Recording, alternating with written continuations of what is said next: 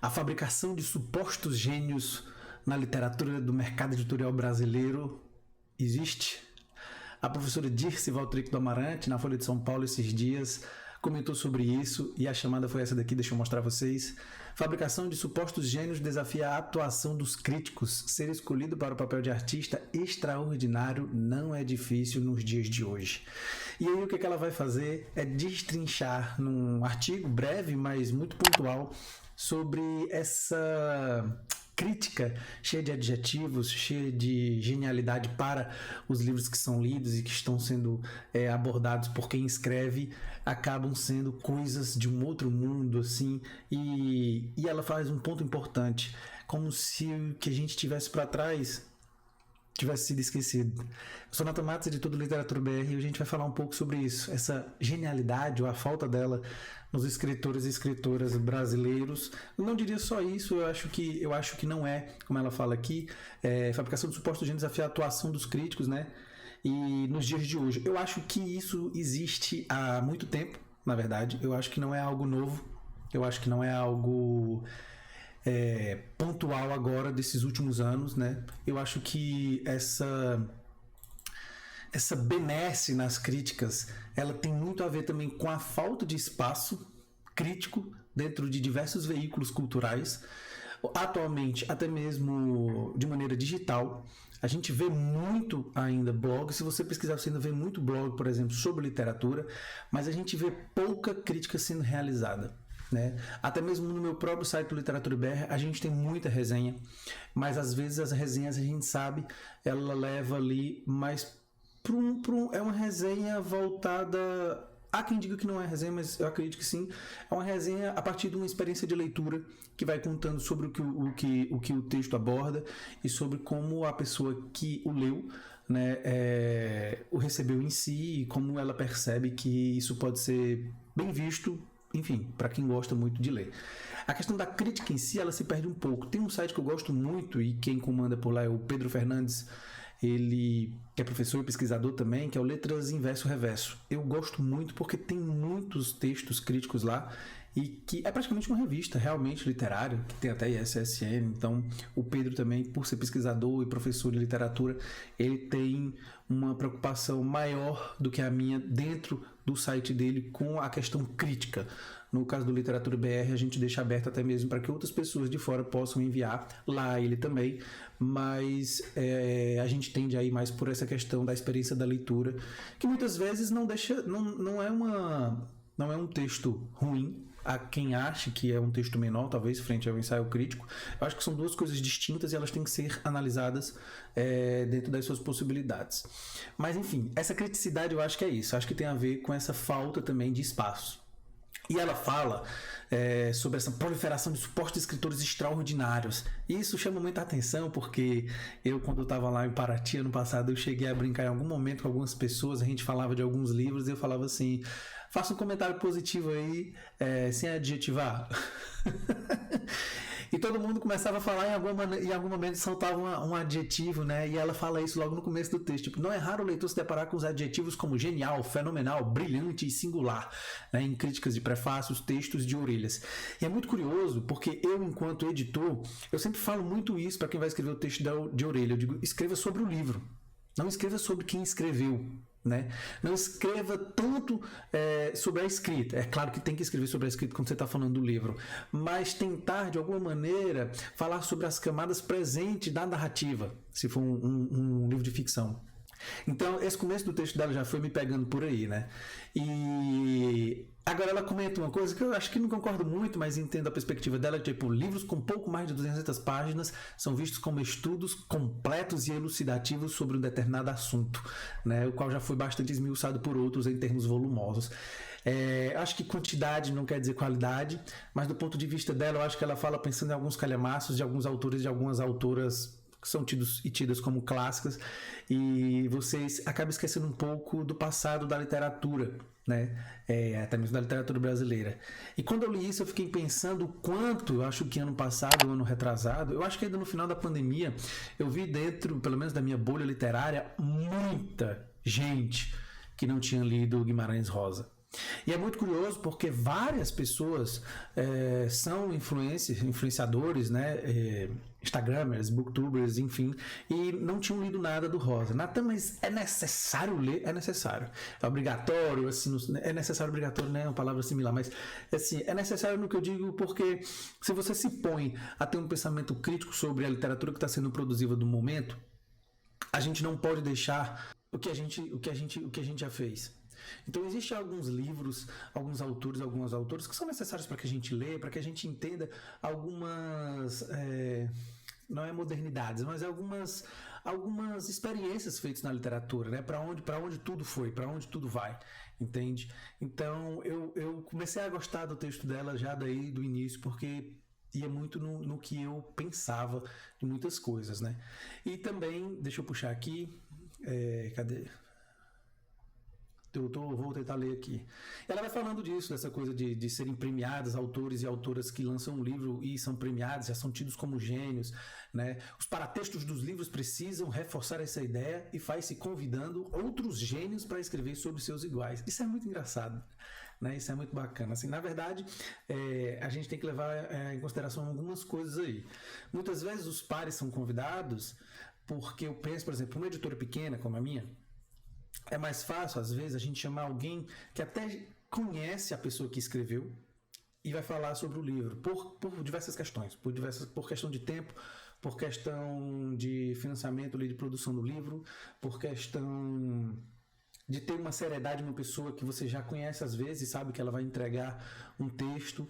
Então, agora, isso não impede que isso seja um texto crítico, né? Não necessariamente, por exemplo, eu já vi e, enfim, já passei por isso, da pessoa querer alguém para o texto de orelha e a pessoa dá uma olhada no livro e diz, não vou escrever sobre, né? E nessa perspectiva de serem pares, eram pessoas que eram pares. Eu acho que a pessoa está no direito de negar, de escrever um paratexto assim. Mas levando em consideração o ponto de vista da professora Dirce, eu acho muito bom, porque é realmente isso que acontece, né? E aí ela vai falando isso dos cumprimentos e louvores que são trocados, e ela fala uma coisa muito bacana aqui, que é tipo assim: ocorre que conforme se lê no ensaio Liberdade de Pensamento sem Liberdade de Criticar, escrito nos anos 90 pelo filósofo francês Jacques Bouveresse, todos os pensadores famosos estão convencidos de sê-los apenas por causa de seus méritos. Os pobres pensadores que gozam de uma celebridade justificada são sempre os outros, né? Aqui ela bota a tradução da Cláudia Berliner. E ela fala um pouco sobre isso, ela vai falando do que o Bouveresse fala, né? Que uma crítica pode estar inspirada numa certa hostilidade, no ressentimento, na inveja, e ainda assim ser pertinente ou não. É certo que o ressentimento, em muitos casos, enceguece, mas às vezes também permite ver melhor que a amizade ou a devoção. É muito curioso, porque eu fico olhando daqui também enquanto editor. Já editei livros que praticamente são unanimidade em quem lê. E até para diversos jornalistas e críticos, tipo assim, Natan, você acertou nesse livro. E alguém vem e detona o livro. E muitas vezes com alguns argumentos, mas que são argumentos muito simplórios. E aí você pensa justamente isso. Cara, será que tem algum tipo de ressentimento nessa crítica? Será que a pessoa... E aí você coloca em xeque a interpretação de quem lê, de quem fez aquilo. Será que ela compreendeu o que realmente queria acontecer? Eu já vi um texto criticando um livro nosso aqui, que eu fiquei, velho, mas a pessoa está criticando uma coisa que é o objetivo do livro. Então, assim, não fazia muito sentido. Parece que ela realmente não tinha entendido o que o livro queria alcançar. E eu acho que dizer isso, eu acho que não é um problema, assim, ninguém leva a certeza do mundo. Mas quando você tem uma perspectiva onde claramente um livro aborda determinadas questões, estão postas ali, você não tem muito para onde ir, porque às vezes existem determinados muros que, claro, podem ser ultrapassados, mas existem determinados muros para limitar o objetivo do livro e você compreender um pouco melhor ele, sabe? Então, eu achei muito curioso esse apontamento que ela faz a partir do pensamento do Bouveresse aqui. Fiquei querendo ler, nunca li esse autor francês. Para o autor francês, os gênios escolhidos para o papel não levam a sério a crítica. Só mesmo as pessoas obscuras ainda podem se sentir obrigadas a aceitar ser criticadas e a tentar realmente responder ao que fazem. É muito doido isso. E ele fala sobre um paradoxo da resenha impossível, ou seja, não se pode falar de um livro X, já que X não é suficientemente conhecido para merecer que o tornemos conhecido. Cara, isso aqui é muito, muito bom. A gente não pode falar de um determinado livro, já que ele não é suficientemente conhecido para merecer que o tornemos. Isso é muito bom. Não se pode falar de um livro X, já que ele não é suficientemente conhecido para merecer que o tornemos conhecido.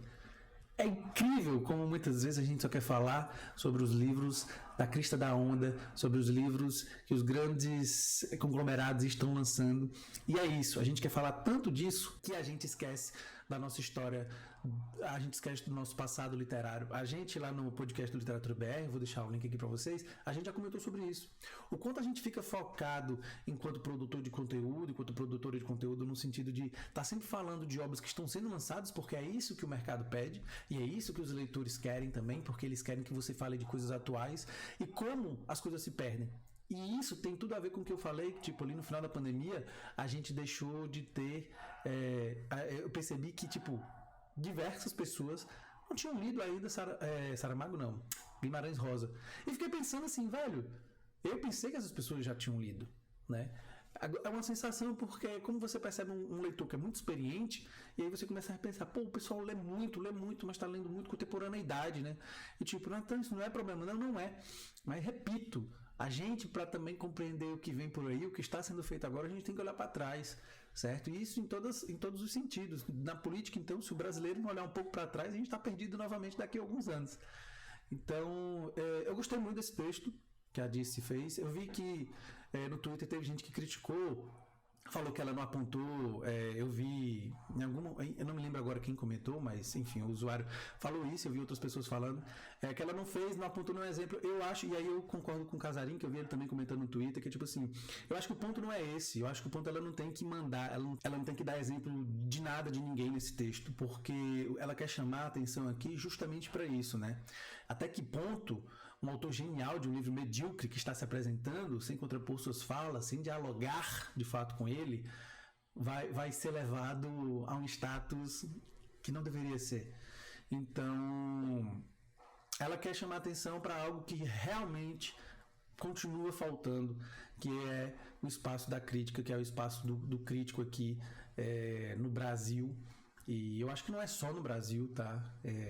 Com pouco que eu converso com alguns editores amigos de fora daqui, é algo recorrente e que tem acontecido também em outros países. Então, a falta da crítica, ela não é algo de agora, ela é algo que vem se desenhando talvez mais do que da última década, né? Quem fala muito sobre isso também, eu acho que é o Alcir Pécora, que por muita gente não é bem visto, mas eu gosto muito de muitas coisas que ele fala, que ele produz. Eu acho que a gente também não é necessariamente obrigatório a concordar com crítico, assim, sabe? Então, os textos de críticos também, eles podem ser postos à prova, né? Então, a gente pode criticar um texto crítico. Mas esse texto da professora e pesquisadora e tradutora também, Dirce do Amarante, chama atenção para isso. Eu acho que ela não quis deixar morrer essa discussão. É uma discussão que é necessária, é uma discussão que a gente tem que levar para frente. E é curioso como eu tenho percebido que algumas pessoas também que produzem conteúdo e que têm trabalhado com literatura dentro do mercado da rede social têm se colocado à prova no sentido de cursar uma faculdade de letras, de tentar se aprimorar mais ainda em questão teórica, porque a teoria e a prática aí de estar sempre fazendo crítica visual, em algum momento elas vão convergir e vão contribuir muito para que a gente consiga falar cada vez mais de literatura e talvez de uma maneira muito mais fácil para que a gente chegue em muito mais pessoas. Beleza? Então é isso, eu queria fazer esse comentário aqui e pedir que vocês curtam esse vídeo, porque eu esqueci de falar lá no começo do canal, e perguntar a vocês o que vocês acham. Qual o papel da crítica?